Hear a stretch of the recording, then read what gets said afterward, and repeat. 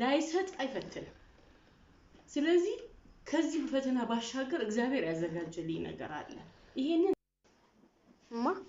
ወይኔ ቲክቶክ ላይ ብዙ ልጆች በሄድ ይሻለኛል ምናምን ያሉ ነው በሄድ ይሻለኛል ማለት የዚህ ዓለም ኑሮ አስጠልቶኛል መሞት የምፈልገው ማለት ነው እና አንቺ ምን ትያለሽ መሄዳችን አይቀርም በጊዜው እግዚአብሔር ፈቀደልን ጊዜ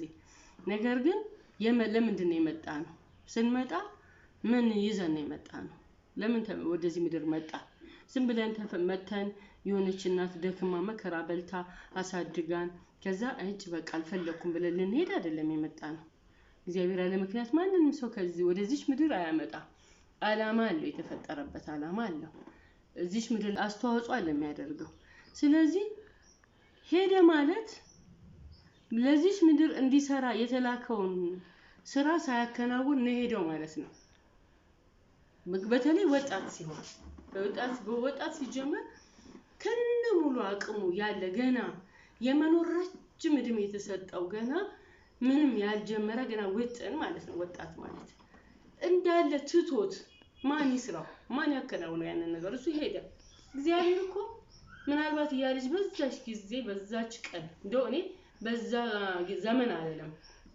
ጥቂት ጊዜ ነው የሚሆነው እኛ ብዙ ጊዜ ደስታ ዘመናችንን አናስተውለውም የችግር ጊዜያችን ግን ትንሹ ብዙ ሆኖ ስለሚታየን እንጂ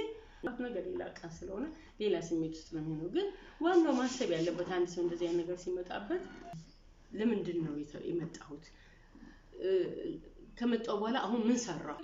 ለተፈጠረባት ምድር አስተዋጽኦ ማድረግ ስለሚያደርግ ነው የተፈጠረው አንደኛው ነገር አንድ ፈተና አንድ ችግር ወደ አንድ ሰው ሲመጣ እኔ መረዳው በአቅሙ በልኩ ነው መጻፉም እንደሚለው ማለት ነው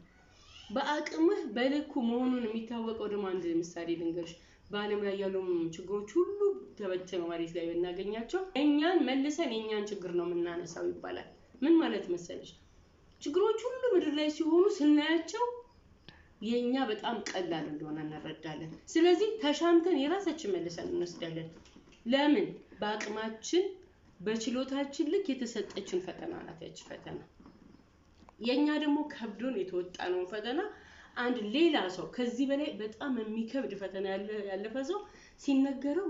ውይ በጣም ከባድ ነው ሊል ይችላል በጣም የሚገርምሽ ግን የሱ ፈተና ቢመዘን ይሄኛው ሰው ያይችለው ይሄኛውን ችግር የወጣው ሰው ያይችለው ለምን ያን በአቅሙ ነው በሚወጣበት አቅም የተሰጠው ይሄን በአቅሙ ነው የተሰጠው ለዚህ ነው ያንተ በጣም ከባድ ነው ይሄ የኔ ቢሆን አልችልም የምንለው ማለት ነው ስለዚህ የምንችለው እግዚአብሔር አንድን ፈተና ወደ አንድ ሰው ህይወት ሲያመጣ ከዛ ባሻገር ሽልማት አዘጋጅቶ ነው ምንም ጥርጥር የለውም ሹመት አዘጋጅቶ ነው እግዚአብሔር ላይሰጥ አይፈትንም ስለዚህ ከዚህ ፈተና ባሻገር እግዚአብሔር ያዘጋጀልኝ ነገር አለ ይሄንን በእምነትና በታማኝነት ከተወጣው እግዚአብሔር ካሸነፍኩ ይሸልመኛል ያዘጋጀልኝ ነገር አለ ብሎ ማመን አለበት አንድ ሰው በተለይ ልጆች እባካችሁ ለምንድነው እግዚአብሔር ተማምኖባችሁ እኮ ነው ያንን ነገር ያመጣው የእግዚአብሔርን መተማመን ነው መታወሉት ሽልማት አላችሁ እስቲ የዛሬን ችግር ቻሉት በጥንካሬ ለፉ ከገደላችሁ ፈተና ይገደላችሁ ፈተናው አይገላችሁ ይችላል ማሳለፍ እግዚአብሔር የሚገርማችሁ ደግሞ ለመውጣት ስትፍጨረጨሩ መልሶ የሚያግዛችሁና የሚረዳችሁ እግዚአብሔር ራሱ ነው ከዛስ ከወጣን በኋላ ደግሞ ይሾመናል ይሸልመናል እግዚአብሔር ከእግዚአብሔር የመጣሽ መስና ሽልማት ደግሞ ከዚህ በኋላ ማንንም ነቅንቆ ማይጠለው ነው የሚሆነው እና ልጆች ባካችሁን ዛሬ ባላችሁበት ማንነትና ምንነት ነጋችሁን አትመዝኑ ነጋችሁ ብሩህ ነው የተማመነባችሁን እግዚአብሔር አታሳዝኑት ከዛ በኋላ እኮ የሚገኘው ነገር በሃይማኖት በማንኛውም ሃይማኖት ላይ ጽድቅ አይደለም ኩነኔ ነው ከዛኛው ደግሞ እዚህ ጋር ያለው ፈተና መወጣት ይሻላልና ልጆች ባካችሁ እንዲህ የምትሉትን ነገር ባካችሁን አቁሙ ምክንያቱም እናት ደክማባችኋለች እናንተ ለማሳደግ ያንድ ቀን ድንጋጤዋ እንኳን የዘላለም ዋጋ ቢከፍል አይከፍላትም እናት ብዙ ዋጋ ከፍላባችኋለች እንደ ቀልድ አትዩት ብዙ ነገሯን ተታባችኋለች ስጋዋን ቆርሳለች ደሟን አፍስሳለች ለእናንተ ብዙ ተጨንቃለች ብዙ ተጀግራለች እንደ ቀልድ የትም አትጣሉት እና ታገሱ ነገ ሌላ ቀን ነው ነገ በጣም ብሩ ቀን ነው። በመከራ ውስጥ ያላለፈ ሰው ቢሰጠው እንኳን የተሰጠው ነገር ነው የሚጥለው። እኔ አንዳንድ ሰዎች አይተሽ እንደሆነ በአንድ ጊዜ የሆነ ቅይይር ይላሉ በገንዘብ ማለት ነው። ከዛ በኋላ ግን የገዛ ገንዘባቸው ራሳቸውን ሲገላቸው ሲያጠፋቸው እናያቸዋለን። ለምሳሌ በቃ ዘማዊ ይሆናሉ፣ መጠጥ ውስጥ ይገባሉ። አይምሯቸው መጀመሪያ ላይ አልተቀረጸም። የሚያምረውን የወይን ጠጅ በቀዳዳ አቁማዳ የሚያስቀምጥ ማን ነው ይላል መጽሐፍ ቅዱስ። ወይን ጠጅ የተከበረ በጣም ንጹህ መድኃኒት የሆነ ውድ ነገር ነው። ያንን